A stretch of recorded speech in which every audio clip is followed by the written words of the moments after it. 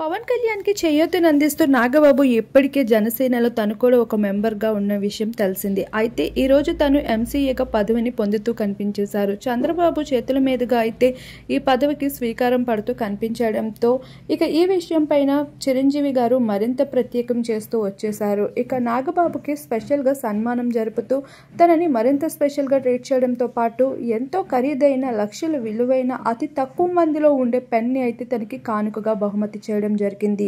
అది చూసి నాగబాబు ఎంతగానో మురిసిపోతూ వచ్చేశారు. అయితే అన్న చిరంజీవిని ఎంతగానో ప్రశంసిస్తూ ఎన్నో సందర్భాల్లో అయితే చిరంజీవి కోసం ఎమోషనల్ అవుతూ కనిపించారు. మేము ఎప్పటికీ ఒకటే అంటూ చెప్పుకుంటూ వచ్చారు.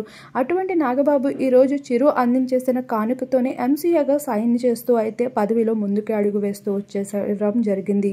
ప్రస్తుతం ఆ ఫొటోస్ అందరినీ ఎంతగానో ఆకట్టుకుంటున్నాయి. మెగా ఫ్యాన్స్ అయితే ఇలానే వీళ్ళంతా ఎప్పుడూ కలిసి ఉండాలి అంటూ బెస్ట్ కామెంట్స్ని సోషల్ మీడియా వేదికగా అందించడం జరుగుతుంది.